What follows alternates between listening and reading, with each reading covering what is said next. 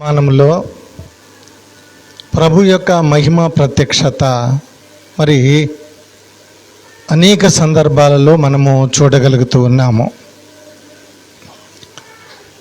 ఈ రోజు మనము చదివినటువంటి లేఖనాల్లో ఉన్నటువంటి ధ్యానాంశం ఏమై ఉన్నది అంటే దేవుని యొక్క మహా అద్భుతములు అని మనం అక్కడ చూడగలుగుతూ ఉన్నాము. దేవుడు ఆయన జరిగిస్తున్నటువంటి మహా అద్భుతాలు అవి ఎలా ఉంటాయంటే అవి మరి కంటికి కనబడవు, మన హృదయానికి కూడా అవి గోచరము కావు. అలానే ఆయన మహిమ ప్రత్యక్షత కూడా అలానే ఉంటుంది. యేసుక్రీస్తు ప్రభువారు ఆయన బెత్లెహేములో జన్మించాడు, మరలా తిరిగి ఐగుప్తునకు వెళ్ళాడు, అక్కడ నుండి మరలా నజరేతుకు వచ్చాడు. నజరేతులో వారు నివాసము ఉంటూ ఉన్న కాలమానంలో ఆయన పెరిగి పెద్దవాడయి మరి ఆ తండ్రి మహిమార్థమై ఆయన ఎందుకొరకు ఈ భూలోకానికి తండ్రి తనను పంపించాడో ఆ కార్యములను బట్టి ఆయన సంచారం చేస్తున్నట్లుగా మనం చూడగలుగుతూ ఉన్నాము. అయితే ఇక్కడ నజరేతునకు ఉత్తరమున 15 కిలోమీటర్లు దూరాన ఖానా అనే ఒక గ్రామము ఉన్నది. ఆ గ్రామములో వివాహం జరుగుతూ ఉన్నట్లుగా మనము చదివినటువంటి లేఖన భాగం మనకు తెలియజేస్తూ ఉన్నది. అక్కడ వివాహం జరుగుతూ ఉన్నప్పుడు ఆ వివాహానికి యేసుక్రీస్తు ప్రభువారి యొక్క తల్లి వెళ్ళింది, యేసు వెళ్ళాడు. యేసు వెంట ఉన్నటువంటి శిష్యులు కూడా ఆ వివాహ మహోత్సవంలో వారిని కూడా పాల్గొన్నారు. అయితే ఆ వివాహము మరియకు చాలా ప్రాముఖ్యమై ఉన్నది అని మనకు అక్కడ అర్థమవుతూ ఉన్నది. ఎంత ప్రాముఖ్యమై ఉన్నది అంటే మరియ ఆ వివాహములో జరుగుతున్నటువంటి ప్రతి కార్యాన్ని క్షుణ్ణముగా దగ్గర ఉండి చూస్తూ ఉన్నట్లుగా మనకు అర్థమవుతూ ఉన్నది. ఏమేమి జరుగుతూ ఉన్నాయో, ఎవరెవరు వస్తూ ఉన్నారో వారందరికీ కూడా మరి ఆమె జరిగిస్తున్నటువంటి ప్రతి పని కూడా క్షుణ్ణముగా దగ్గరగా ఉండి పరిశీలన చేస్తూ ఉన్నది. కనుకనే మరి ఆమె మరి దగ్గర బంధువులుగా మనకు చరిత్ర తెలియజేస్తూ ఉన్నది.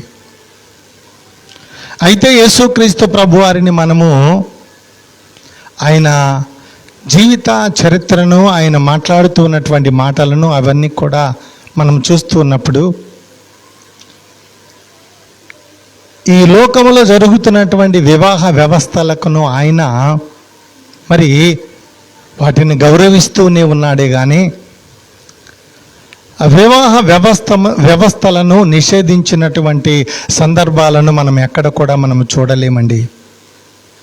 అందుకే చూడండి, యేసుక్రీస్తు ప్రభువారు ఈ లోకంలో జరుగుతున్నటువంటి వివాహ వ్యవస్థలను గురించి ఆయన మాట్లాడినటువంటి మాటలను మనం చదువుదాం. చూడండి, మత్తయ్య వ్రాసినటువంటి శుభవార్త 19వ అధ్యాయము 4వ వచనం దగ్గర నుండి 6వ వచనానికి ఉన్నటువంటి లేఖనాన్ని మనం చదువుదాం. చూడండి, ఆయన సృజించినవాడు ఆది నుండి వారిని పురుషునిగాను స్త్రీనిగాను సృజించననియు ఇందు నిమిత్తము పురుషుడు తల్లిదండ్రులను విడిచి తన భార్యను హత్తుకొనును, వారిద్దరును ఏక శరీరముగా ఉందురని చెప్పిననియు మీరు చదవలేదా?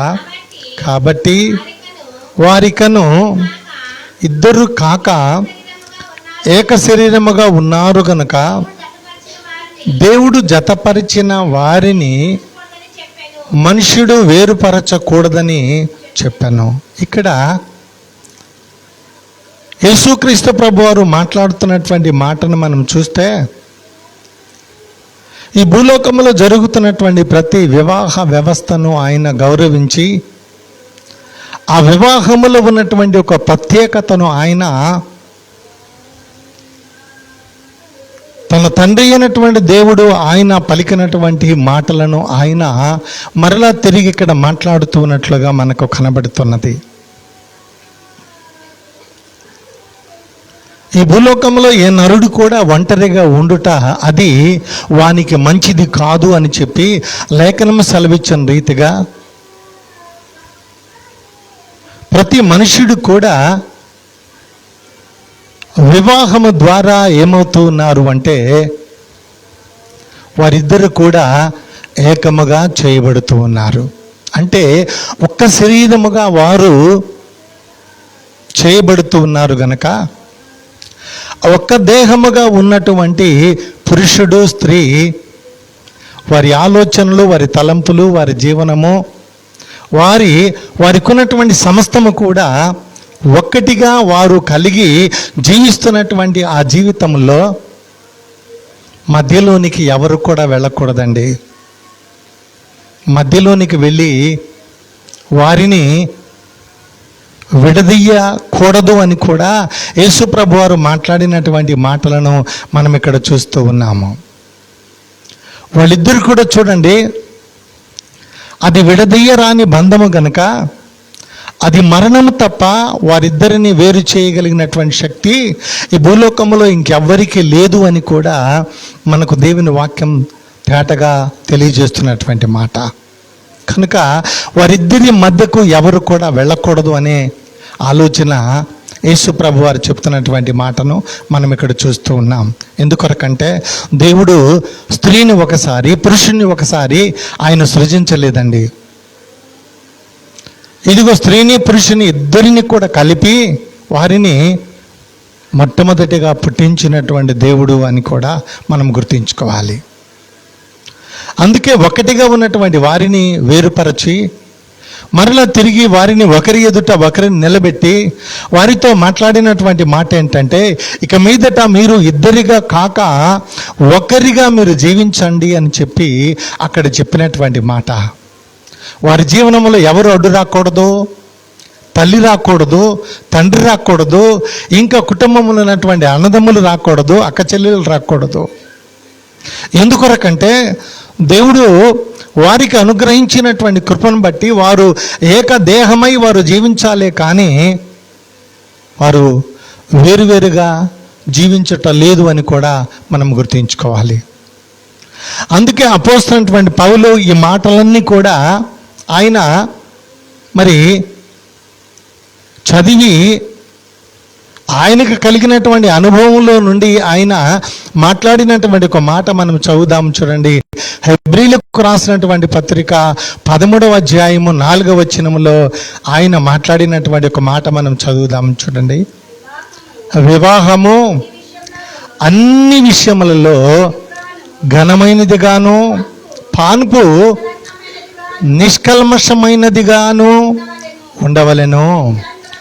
వేశ్యాంగులకును వ్యభిచారులకును దేవుడు తీర్పు తీర్చును అంటున్నాడు. వివాహం అనేది ఇక్కడ పౌలు చెప్తున్నటువంటి మాటలను బట్టి మనం చూస్తే అది చాలా ఘనమైనది అంటున్నాడు.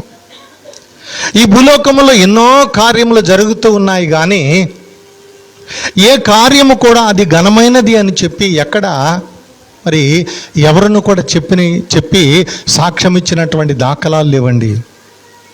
అయితే పౌలు చెప్తూ ఉన్నాడు, ఈ భూలోకంలో జరుగుతున్నటువంటి వివాహ వ్యవస్థను గూర్చి ఆయన ఆలోచన చేసినప్పుడు ఆయన మాట్లాడినటువంటి మాట ఏంటంటే, వివాహం అన్ని విషయములలో ఘనమైనది అంటున్నాడు. ఇదిగో చూడండి, మరలా తిరిగి పాన్పు అనేది ఏమై ఉన్నది అంటే అది నిష్కల్మషమైనది అంటున్నాడు. అందుకే ఇక్కడ ఆ పాన్పు అనేది అపవిత్రమైపోకూడదు అంటున్నాడు, చాలా పవిత్రమైనది అంటున్నాడు. ఇదిగో స్త్రీ పురుషుడు వివాహం జరిగిన తరువాత ఆ వివాహం పరిశుద్ధమైనదిగాను, ఆ వివాహము దేవుడు ఏర్పాటు చేసినటువంటి శ్రేష్టమైన వివాహముగా, వారు ఘనమైన వివాహము ద్వారా వారు ఏమవుతూ ఉన్నారు అంటే వారు ఒక పరిశుద్ధమైనటువంటి జీవనాన్ని కొనసాగిస్తూ ఉన్నారు. అందుకే చూడండి, ఈ దినముల్లో మనం చూస్తే వివాహము జరిగిన తరువాత పరిశుద్ధ గృహ జీవనము సాగించుట అనేది అది దేవుడు ఏర్పాటు చేసినటువంటి నిబంధన, దేవుడు ఏర్పాటు చేసినటువంటి వాగ్దానం అది. కానీ ఈ దినముల్లో మనం చూస్తే ఇదిగో లోకము ఏమైపోయింది, లోకములో ఉన్నటువంటి మానవులు ఏమైపోయారు అంటే ఇదిగో వివాహమునకు ముందరే వారికి దేవుడిచ్చినటువంటి ఆ దేహాలయమును ఏం చేస్తున్నారు అంటే పాడు చేసుకొని అపవిత్రమైపోయిన తరువాత మరలా తిరిగి వారు ఇదిగో పరిశుద్ధ వివాహము జరిగించుకుంటూ ఉన్నారు. కానీ అది దేవుడు ఏర్పాటు చేసినటువంటి పరిశుద్ధ వివాహము కాదు అని కూడా మనం గుర్తుంచుకోవాలి. అందుకే స్త్రీ అయినా పురుషునికైనా ఒకే ఒక న్యాయము అని మనం ఇక్కడ చూడగలగాలండి. పురుషునికి దేవుడిచ్చిన దేహము అది మరి దేవుని దేవాలయమే, స్త్రీకి దేవుడు అనుగ్రహించినటువంటి దేహము దేవుని ఆలయమే. ఆలయాలను మనం ఏం చేయకూడదు అంటే పాడు చేయకూడదు, అపవిత్రపరచుకోకూడదు. వివాహానికి ముందర ఇదిగో చూడండి వారికి ఉన్నటువంటి పవిత్రత, ఇదిగో ఆ పవిత్రతను వారు అపవిత్రపరచుకోకూడదు అని కూడా మనం ఇక్కడ చూడగలుగుతూ ఉన్నామండి. అందుకే పరిశుద్ధ వివాహము మహోత్సవం అని చెప్పి కూడా మనము రాస్తూ ఉంటాము, చూస్తూ ఉంటామండి. కనుక వివాహం అనేది అది పరిశుద్ధమైనదిగా జరగాలి అంటే ఇదిగో స్త్రీ కన్యకగా ఉండాలి, పురుషుడు స్త్రీని ఎరగనటువంటి వాడుగా ఉండాలి. అలా ఉండి జరిగే వివాహమే పరిశుద్ధమైనది, దేవునికి అంగీకారమైనది. అలా కాకుండా జరిగే వివాహ వ్యవస్థను ఆయన ఏమని మాట్లాడుతూ ఉన్నాడు అంటే చూడండి, వేశ్యా సంఘులను వ్యభిచారులను దేవుడు తీర్పు తీర్చును. మనకున్నటువంటి దేహానికి మనం బాధ్యులము. ఆ దేహాన్ని పవిత్రముగా మనం ఉంచుకోవాలి. పవిత్రంగా మనం ఉంచుకొని దేవుడు అనుగ్రహించినటువంటి ఆ పరిశుద్ధ వివాహ మహోత్సవం తరువాత మనము గృహ జీవనములో మనకు దేవుడు అనుగ్రహించినటువంటి మరి జీవితాన్ని పరిశుద్ధముగా అక్కడ మనము గడుపుట ప్రారంభించినటువంటి గడియ దగ్గర నుండి మరలా తిరిగి ప్రభు మనలను పిలిచేంత వరకు మన యొక్క గృహ జీవనములో ఏముండకూడదు అంటే అపవిత్రత ఉండకూడదు, పాపము ఉండకూడదు, మరొక స్త్రీ మరొక పురుషుడు ఇదిగో మన జీవితంలోనికి రాకూడదు అని కూడా మనము గుర్తించుకోవాలండి. అందుకే చూడండి వివాహ వ్యవస్థ ఏమవుతూ ఉన్నది అంటే అది పరిశుద్ధమైనదిగా ఉండాలి, చిన్న భిన్నమైపోకూడదు, పవిత్రమైనదిగా శ్రేష్టమైనదిగా ఉండాలి. ఒక స్త్రీకి ఒక భర్తే ఉండాలి, ఒక భర్తకు ఒక భార్య మాత్రమే ఉండాలి అని కూడా మనము గుర్తుంచుకోవాలి. అందుకే చూడండి ఇక్కడ మరి పౌలు చెప్తున్నటువంటి మాటను బట్టి మనం చూస్తే మరి ఈ భూలోకంలో ఎన్నో వివాహములు జరుగుతూ ఉన్నాయి. ఆ వివాహ వ్యవస్థ మరి జరుగుతున్నటువంటి వివాహములలో ఏదో ఒక చిన్న లోటు మనము చూస్తూనే ఉంటాము, ఏదో ఒక చిన్న లోటు ఉంటుంది. కానీ చూడండి ఈ కానాలో జరుగుతున్నటువంటి ఈ పరిశుద్ధ వివాహంలో కూడా ఒక చిన్న లోటు అక్కడ మరి మరియ గుర్తించింది. మరియ గుర్తించిన వెంటనే ఆమె ఏం చేసింది చూడండి, ఆమె యేసును తాను జరిగించినటువంటి మొదటి సూచక్రియగా అక్కడ ఆమె ద్వారా అక్కడ వ్రాయబడి ఉన్నటువంటి మాటలను మనం చదువుదాము. చూడండి యోహాను రాసినటువంటి శుభవార్త 2వ అధ్యాయము 11వ వచనాన్ని మనం చదువుదాము. చూడండి, గలిలయలోని కానాలో యేసు ఈ మొదటి సూచక్రియ చేసి తన మహిమను బయలుపరచను. అందువలన ఆయన శిష్యులు ఆయన యందు విశ్వాసముంచిరి. చూడండి, ఇక్కడ ఈ కానాలో జరుగుతున్నటువంటి ఈ వివాహము అది ఘనమైనదిగా, శ్రేష్టమైనదిగా, పరిశుద్ధమైనదిగా, అక్కడ ఏ లోపం లేకుండా జరగాలి అంటే ఇదిగో అక్కడ మరియ ఏం చేస్తున్నది అంటే ఇదిగో అన్ని రంగములలో ఆమె ప్రవేశించి ప్రతిదీ కూడా క్షుణ్ణముగా చూస్తూ ఉన్నది. చూస్తూ ఉన్న సమయంలో అక్కడ ఆహారం ఉన్నది సమృద్ధిగా, జనాలు ఇంకా అందరికీ సరిపడే ఆహారం ఉన్నది. కానీ ఆ ప్రజల కొరకు సిద్ధపరిచినటువంటి ద్రాక్షారసము అయిపోయింది. వెంటనే యేసుక్రీస్తు ప్రభువారి దగ్గరకు వచ్చి ఆ యేసుక్రీస్తు ప్రభువారిని అడుగుతూ ఉన్నది. మరియ ఏమని అడుగుతూ ఉన్నది అంటే, అయ్యా ఇదిగో ఈ వివాహములో ఒక అవమానం జరగబోతూ ఉన్నది కనుక ఇదిగో ఈ వివాహములో ద్రాక్షారసం అయిపోయింది కనుక మరి ఈ ద్రాక్షారసమును సమకూర్చగలవా అని ఆయనతో మాట్లాడుతూ ఉన్నది. ఆయన బదులు మాట్లాడినట్లుగా కూడా మనం అక్కడ చూస్తాము. అమ్మా, నాతో నీకేం పని, ఇంకా నా సమయం రాలేదు అనే మాట కూడా ఆయన మాట్లాడినట్లుగా మనం చూస్తూ ఉన్నాము. అయితే ఇక్కడ యేసు తల్లి ఎందుకు ఆమె యేసుక్రీస్తు ప్రభువారి దగ్గరకు వెళ్ళి ఈ కొరత ఆయన తీర్చగలడు అనే నమ్మకం ఆమె హృదయంలో ఎలా ఉన్నది, ఎందుకు ఉన్నది, ఎలా ఆయన చేయగలడు? ఇదిగో ఈ ఖాళీ అయిపోయినటువంటి 6 రాతి బాణలు ఏ రీతిగా వాటిని ద్రాక్షారసముతో నింపగలడు అనే నమ్మకం ఆమె హృదయంలో ఎలా ఉన్నది? ఎలా ఆమె హృదయంలో యేసును గురించినటువంటి మాటలు ఏమి ఆమె హృదయంలో ఉన్నది అంటే పరిశుద్ధుడైనటువంటి లూకా రాసినటువంటి శుభవార్త 1వ అధ్యాయం 35వ వచనాన్ని మనం చదువుదాము. చూడండి, లూకా రాసినటువంటి శుభవార్త 1వ అధ్యాయము 35వ వచనాన్ని మనం చదువుదాము. చూడండి, దూత పరిశుద్ధాత్మ నీ మీదికి వచ్చును, సర్వోన్నతుని శక్తి నిన్ను కమ్ముకొనును గనుక పుట్టబో శిశువు పరిశుద్ధుడై దేవుని కుమారుడు అనబడును అంటున్నాడు. యేసుక్రీస్తు ప్రభువారు ఎవరని ఆమె ఎరిగి ఉన్నది?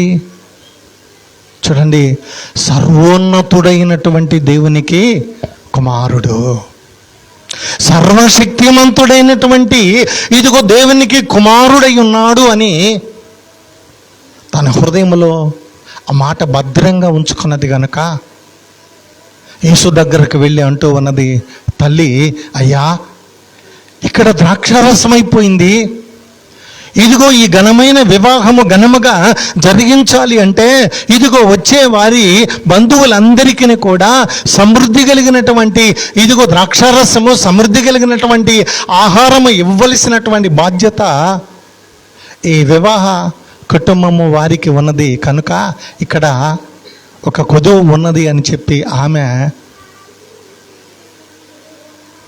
సర్వోన్నతమైనటువంటి దేవుని కుమారుడిగా ఆ ప్రభువును చూసి అక్కడ ఆమె మాట్లాడినటువంటి మాట.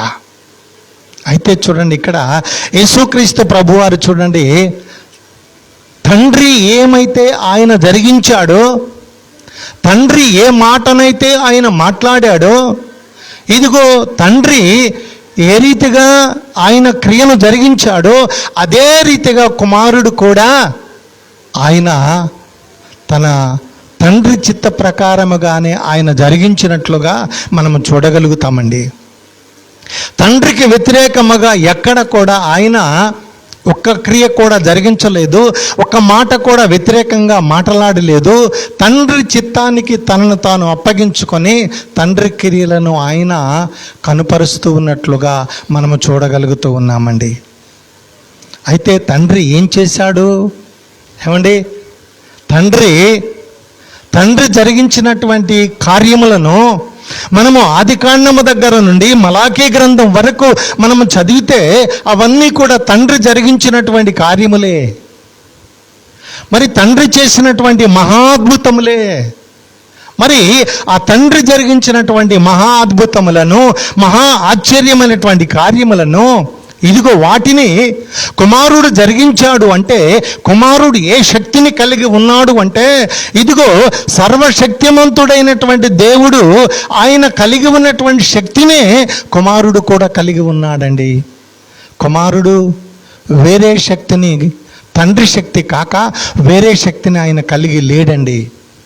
అందుకే చూడండి, అక్కడ తండ్రి ఏం చేశాడు మనము చదివాము. ఎక్కడ? ఇదిగో నిర్గమకాండము 15వ అధ్యాయము 22వ వచనం దగ్గర నుండి 25వ వచనం వరకు మనము చదివామండి. తండ్రి ఏ క్రియనైతే జరిగించాడో ఇదిగో అక్కడ తేటగా మనము చూడగలుగుతూ ఉన్నామండి. మోషే మరి ఐగుప్తులో ఉన్నటువంటి ఇశ్రాయేలు ప్రజలను వారందరినీ కూడా సమకూర్చుకొని కానాదేశానికి ఆయన వారిని నడిపించుకుంటూ ఉన్నటువంటి సమయంలో తండ్రి అయినటువంటి దేవుడు అక్కడ ఒక కార్యాన్ని ఆయన జరిగించాడు.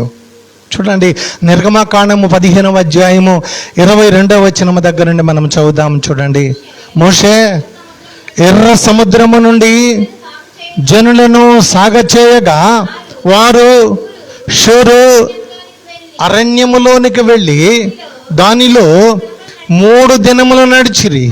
అచ్చట వారికి నీళ్లు దొరకలేదు. అంతలో వారు మారాకు చేరిరి. మారా నీళ్లు చేదైనవి గనుక వారు ఆ నీళ్లు త్రాగలేకపోయిరి. అందువలన దానికి మారా అని పేరు జరిగెను. ప్రజలు మేమేమి త్రాగుదామని మోషే మీద సణుగు కొనగా అతడు యెహోవాకు మొర్రపెట్టెను. అంతటా యెహోవా అతనికి ఒక చెట్టును చూపెను. అది ఆ నీళ్లలో వేసిన తరువాత నీళ్లు మధురములాయను. అక్కడ ఆయన వారికి కట్టడలను విధిని నిర్ణయించి అక్కడ వారిని పరీక్షించి అంటాడు. అక్కడ చూడండి, ఇక్కడ తండ్రి ఏ క్రియనైతే ఆయన జరిగించాడో కుమారుడు కూడా అదే క్రియను జరిగించటానికి ఆ కుమారునికి సర్వాధికారము తండ్రి అయినటువంటి దేవుడిచ్చాడు. అందుకే కుమారుడు ఎవరు అంటే ఆయన సర్వశక్తిమంతుడైనటువంటి దేవునికి కుమారుడుగా ఆయన భూలోకములో జన్మించాడు. ఇక్కడ తండ్రి చూడండి ఏ కార్యాన్ని ఆయన జరిగించాడు అంటే, ఇదిగో ఆయన చేసినటువంటి మహాద్భుతములను మనం చూస్తూ ఉన్నామండి. మహా ఆశ్చర్యమైనటువంటి కార్యములను మనం చదువుతూ ఉన్నామండి. వారు సాగి వస్తూ ఉండగా ఆ అరణ్య ప్రయాణములో వారు మరి దాటిన తరువాత మరలా తిరిగి వారు కొంత దూరం నడిచిన తరువాత మారా అనే స్థలానికి వారు చేరుకున్నారు. మారా అనే పదానికి అర్థం ఏంటి అంటే చేదు అనే ఆ పదానికి అర్థం అండి. ఇదిగో వారు దేవుని యొక్క మహిమను కలిగి మహాద్భుతములను ఆ దేవుడు వారి పట్ల జరిగించుకుంటూ ముందుకు తీసుకొని వస్తే వారు ఎక్కడికి వచ్చారు అంటే చేదు అనబడే స్థలానికి వారు చేరి అక్కడ నీళ్లు వారికి దప్పిక వేసినప్పుడు, వారు నీళ్లు త్రాగడానికి ప్రయత్నం చేసినప్పుడు వారు ఆ స్థలములో తాగినటువంటి నీరు వారికి చేదైపోయింది. ఎందుకొరకంటే ఆ స్థలమంతా ఏమని మనం చెప్పుకుంటున్నాము అంటే మారా అనే స్థలం అనుకుంటున్నాము. మారా అనే స్థలంలో మంచిది అనేది ఏది కూడా అక్కడ లేదండి. కనుకనే ఇదిగో మంచిదిగా ఉన్నటువంటి తన ప్రజలను ఆ మారా అనే స్థలంలోనికి ఇదిగో వారు వచ్చిన తరువాత వారు అక్కడ దప్పిక వేసి వారు విసిగి వేసారి మోషే మీద సణుగు కొనినప్పుడు మోషే దేవుని దగ్గర మొర్రపెట్టి ఆ మొర్రపెట్టినటువంటి దేవుడు ఆ మోషేకి ఇచ్చినటువంటి ఇదిగో జవాబును బట్టే అక్కడ ఉన్నటువంటి ఆ మారా అనబడే ఆ స్థలములో ఉన్నటువంటి నీళ్ళన్నీ కూడా మధురముగా మార్చబడ్డాయి.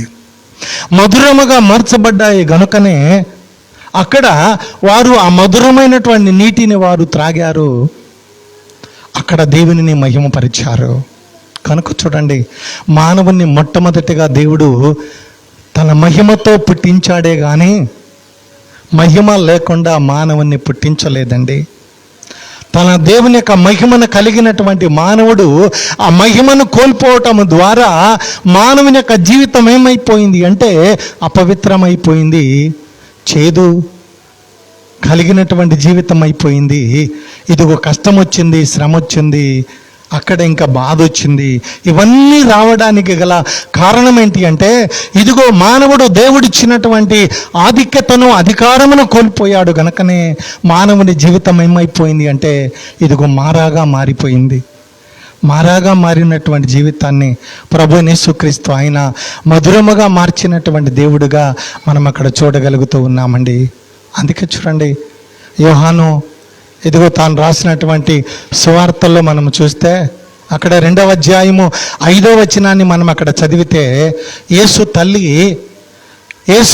తల్లి ఇద్దరు మాట్లాడుకున్న తరువాత తల్లి పనివారి దగ్గరకు వెళ్ళి అక్కడ మాట్లాడినటువంటి ఒక మాట ఉన్నది, దాన్ని మనం చదువుదాము. చూడండి, ఆయన తల్లి పరిచారకులను చూసి ఆయన మీతో చెప్పినది చేయుడనెను అంటుంది.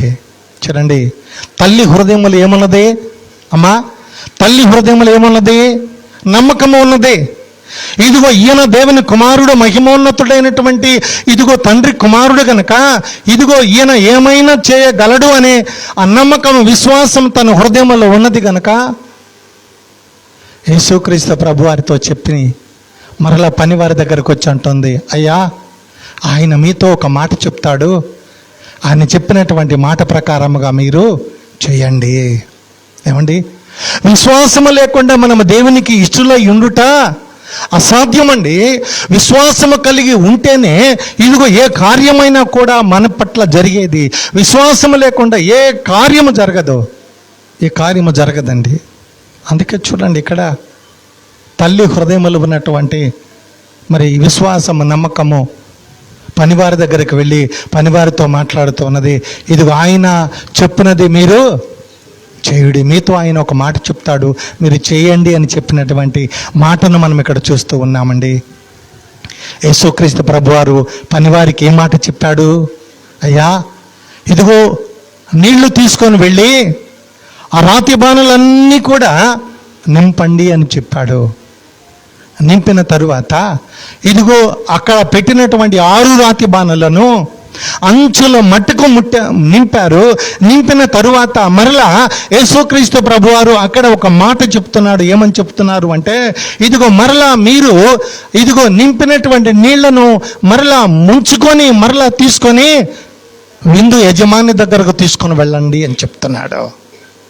చూడండి, అక్కడ చూడండి, అక్కడ యేసుక్రీస్తు ప్రభువారు మాట్లాడినటువంటి ఆ మాట ఏమైంది అంటే ఇదిగో ఆ నీరు ద్రాక్షారసముగా, మధురమైనటువంటి ద్రాక్షారసముగా మార్చబడినట్లుగా మనం అక్కడ చూడగలుగుతూ ఉన్నామండి.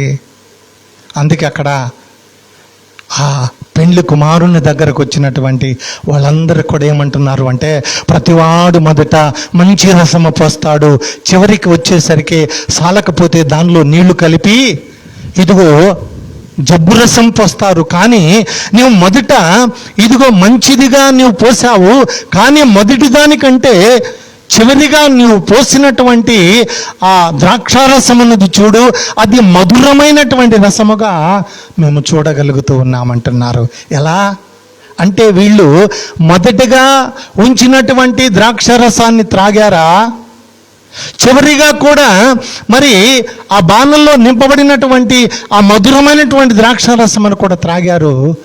ఈ రెంటిటికి మధ్య ఉన్నటువంటి ఆ శ్రేష్టమైనటువంటి ఆ మాటలను వారు అక్కడ మాట్లాడినట్లుగా మనం అక్కడ చూడగలుగుతూ ఉన్నామండి. ఇక్కడ చూడండి, ఒక్కటి మనం ఆలోచన చేయాలి. నీరు ఏమైంది అంటే ఇక్కడ ద్రాక్షారసముగా మారింది. మారా అనే స్థలము ఏమైంది అంటే మధురముగా మార్చబడింది అని కూడా మనం గుర్తుంచుకోవాలి. ఇదిగో మట్టితో చేయబడినటువంటి ఈ దేహము మహిమ రూపులోనికి తీసుకొని వెళ్ళినటువంటి దేవుని కుమారుడు, ఆయన సర్వోన్నతుడైనటువంటి దేవుడు, ఆయనకు అసాధ్యమైనది ఏది కూడా లేదు అని కూడా మనం గుర్తుంచుకోవాలి. ఆయన ఏమైనా చేయగలడు, ఏమైనా చేయగలడు. ఆయనకు అసాధ్యమైనది ఏదీ లేదని కూడా మనం గుర్తించుకోవాలి. అందుకే చూడండి, ఇక్కడ పౌలు గలతీలకు రాసినటువంటి పత్రిక 3వ అధ్యాయము 13-14 వచనాల్లో ఒక మాట ఆయన మాట్లాడడాన్ని మనము చూస్తాము. చూడండి, గలతీలకు రాసినటువంటి పత్రిక 3వ అధ్యాయము 13-14 వచనాలను చదువుదాము. చూడండి, ఆత్మను గూర్చిన వాగ్దానము విశ్వాసము వలన మనకు లభించినట్లు అబ్రహాము పొందిన ఆశీర్వచనము యేసుక్రీస్తు ద్వారా అన్యజనులకు కలుగుటకై క్రీస్తు మన కోసము శాపమై మనలను ధర్మశాస్త్రము యొక్క శాపము నుండి విమోచించను. చాలండి. ఇక్కడ చూడండి, యేసుక్రీస్తు ప్రభువారు ఏ రీతిగా మనలను విమోచించాడు, ఏ రీతిగా మనల్ని విమోచించాడు అంటే, ఇక్కడ చూడండి, తండ్రి అయినటువంటి దేవుడు ఇదిగో మనం కలిగి ఉన్నటువంటి ఆత్మకు ఏం చేశాడు అంటే ఒక వాగ్దానం ఇచ్చాడు. ఇదిగో ఆ వాగ్దానమును బట్టే అబ్రహామును ఆయన ఎన్నిక చేసుకున్నాడు. అబ్రహాము ద్వారా వచ్చే సంతానము ఆశీర్వదించబడే సంతానముగా, ఆ సంతానము లెక్కించటానికి కూడా వీలు కానంత సంతానము వస్తుంది అని చెప్పి వాగ్దానం చేసినటువంటి దేవుడు. కనుకనే చూడండి ఏం చేశాడు, ఇదిగో యేసుక్రీస్తు ద్వారా మరి అన్యజనులకు కలుగుటకై ఆయన ఏం చేశాడు చూడండి. ఇదిగో ఆనాటి కాలంలో ఉన్నటువంటి ప్రజలందరూ కూడా శాపముతో ఉన్నారు, పాపముతో ఉన్నారు గనుక ఇదిగో దేవుడు అన్న ఆలోచన లేకుండా శాపగ్రస్తమైనటువంటి జీవితాన్ని వారు పాపముతో కూడుకున్నటువంటి జీవితాన్ని వారు జీవిస్తూ ఉన్నారు గనుక వాళ్ళందరినీ కూడా అబ్రహాముకి ఇచ్చినటువంటి వాగ్దానమును బట్టే, ఆత్మకు ఆ తండ్రి అయినటువంటి దేవుడు ఇచ్చినటువంటి వాగ్దానమును బట్టే ఆయనే తన యొక్క జీవితాన్ని శాపముగా మార్చుకొని మన కొరకు ఆయనే పాపముగా చేయబడి ఆ సిలువలో రాను మీద ఆయన తను వేలాడి మనకు విమోచన కలిగించాడు, మనకు రక్షణ ఇచ్చాడు. మనము ఇదిగో యేసుక్రీస్తు ప్రభువారిని వాగ్దానముతో కూడినటువంటి విశ్వాసాన్ని మనం కలిగి ఆయనను వెంబడించి మనము కూడా ఆ సర్వోన్నతుడైనటువంటి తండ్రికి మనము కుమారులుగా కుమార్తెలుగా మనలను కూడా ఆ తండ్రి ఏం చేశాడు అంటే సమానత్వములోనికి మనలను వాగ్దానములోనికి నడిపించిన దేవుడు అని కూడా మనం గుర్తుంచుకోవాలండి. అందుకే చూడండి, ఇక్కడ వాగ్దానం ఎట్లా ఉన్నది అంటే వాగ్దానానికి దేవుడు ఏం చేశాడు అంటే కొన్ని షరతులు ఇచ్చినట్లుగా మనం చూస్తామండి. ఏ వాగ్దానమైన ఒట్టిగా మనము కలిగి ఉంటే అది ఊరకనే వచ్చేది, దానికి విలువ ఉండదండి. మనము ధనం పెట్టి కొంటేనే అది విలువ ఉంటుంది. అందుకే దేవుడు మనకిచ్చినటువంటి వాగ్దానము ఏ వాగ్దానం అంటే షరతులతో కూడుకున్నటువంటి వాగ్దానం అని కూడా మనం గుర్తుంచుకోవాలి. నిర్గమాకాండము 15వ అధ్యాయము 26వ వచనాన్ని మనం చదువుదాం. చూడండి, 26వ వచనంలో మీ దేవుడైన యెహోవా వాక్కు శ్రద్ధగా విని ఆయన దృష్టికి న్యాయమైనది చేసి ఆయన ఆజ్ఞలకు విధేయులై ఆయన కట్టడలన్నిటినీ అనుసరించి నడిచిన ఎడలా నేను ఐగుప్తీయులకు కలుగజేసిన రోగములలో ఏది మీకు రానియను, మిమ్మల్ని స్వస్థపరచు యెహోవాను నేనే అని అంటున్నాడు. చూడండి, దేవుడు మన యొక్క జీవితంలో ఉన్నటువంటి శాపాన్ని పాపాన్ని తొలగించాలి అంటే ఇదిగో మన యొక్క దేహములో ఉన్నటువంటి ఇదిగో తొలగించి మనం మధురముగా మహిమతో కూడినటువంటి జీవితాన్ని మనము కలిగి ఉండాలి అంటే దేవుడు ఆయన మనకు అనుగ్రహించినటువంటి ఇదిగో వాక్కును ఎలా వినాలి అంటే శ్రద్ధగా వినాలి అంటున్నాడు. శ్రద్ధగా ఆయన వాక్కును వినాలి. విన్నటువంటి వాక్కును ఏం చేయాలంటే ఇదిగో దాని మీద దృష్టి ఉంచాలి. దృష్టి ఉంచి న్యాయమైనది మాత్రమే మనం చేయాలి. చూడండి, అన్యాయంగా మనం మాట మార్చకూడదు, మన యొక్క జీవితాన్ని కూడా మార్చుకోకూడదండి. అందుకే చూడండి, ఇక్కడ దేవుడు అంటాడు నా కట్టడలన్నీ అనుసరించి నడిచినడలా ఇదిగో నేను ఐగుప్తు దేశములకు కలుగు చేసినటువంటి రోగములలో ఏది మీకు రానియను, మిమ్మల్ని స్వస్థపరచు యెహోవాను నేను అంటున్నాడు దేవుడు. ఇక్కడ చూడండి, దేవుడు ఆయన విధించినటువంటి విధి ఏంటి అంటే, నీ పూర్ణ హృదయంతో, నీ పూర్ణ ఆత్మతో నీ దేవుడిని యెహోవాను సేవించవలను, ఆరాధించవలను, ప్రార్థించవలను.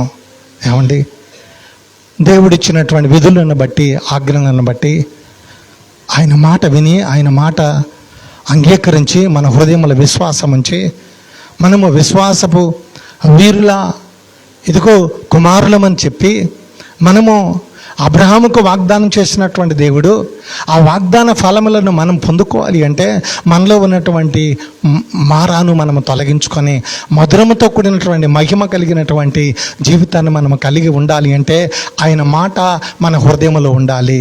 ఆయన మాట ఎప్పుడైతే మన హృదయంలో ఉంటుందో, మన హృదయంలో ఇంకా ఏ పాపం ఉండదు, ఏ లోపం ఉండదు. మనము మధురముగా అనేకులకు రుచి కలిగించే జీవితాన్ని మనము కలిగి ఉంటామని కూడా వాక్యము తేటగా మనతో మాట్లాడుతూ ఉన్నది. నీ మాటలు ఉప్పు వేసినట్లుగా ఉండాలి, రుచిగా ఉండాలి, కానీ ఇదిగో పాడుగా ఉండకూడదు, ఇదిగో చేదుగా ఉండకూడదు, శపించబడే రీతిగా ఉండకూడదు అని కూడా దేవుని వాక్యం మనతో మాట్లాడుతున్నటువంటి మాట అండి. ఈ మధ్యాహ్న కాలమందు ఆలోచన చేయాలి. దేవుని మాటను వింటున్నామా? వినే మాట శ్రద్ధగా వింటున్నామా? ఇదిగో ఆయన ఆజ్ఞలను, ఆయన కట్టడలను, ఆయన విధులను, ఆయన శాసనములను మనం నమ్ముతున్నామా? నమ్మి వాటి ప్రకారముగా మనం జీవిస్తున్నామా? అలా జీవిస్తే ఇదిగో ఐగుప్తీయులకు కాదు, ఇంకా ఎవరికి కలిగినటువంటి బలహీనత కూడా నీ దేహానికి నేను రానివ్వను అని చెప్పి దేవుడు చెప్తున్నాడు. దేవునిని మొట్టమొదటిసారిగా ఆయనను, ఆయన నామాన్ని ఘనపరచాలి. తర్వాత మన యొక్క జీవనం మన జీవితమే. కానీ మొదట అన్నీ సరిపెట్టుకొని చివరిన దేవుని దగ్గరకు వచ్చి దేవుడా దేవుడా దేవుడు అంటే, దేవుడు మన మొర ఆలకించడు అని చెప్పి కూడా దేవుని లేఖనం సెలవిస్తూ ఉన్నది. మొదటిగా నీ దేవుడు ఏమై ఉన్నాడు అంటే, నీ పట్ల, నా పట్ల ఒక మహాద్భుతాన్ని చేసిన దేవుడు అని కూడా గుర్తుంచుకోవాలి. ఆ మహాద్భుతాన్ని చేసినటువంటి దేవుడు ఆయన సర్వోన్నతుడైనటువంటి దేవుని కుమారుడు. ఆ కుమారునికి నీవు కుమార్తెగా, కుమారుడిగా స్వీకరించబడి నిత్య మహిమరాజ్యములు ఉండాలని ప్రభువు కోరుకుంటున్నాడు. ఆ మహిమకు నీవు నేను కారణమై ఉన్నామని గుర్తించుకొని ప్రభు బిడ్డలుగా ముందు కొనసాగుదాం. సమస్త జ్ఞానానికి మించిన దేవుని సమాధానం ప్రభు యేసుక్రీస్తు వలన మీ హృదయములకు, మీ తలంపులకు కావలి ఉండును కాక. ఆమేన్. దేవా నాయందు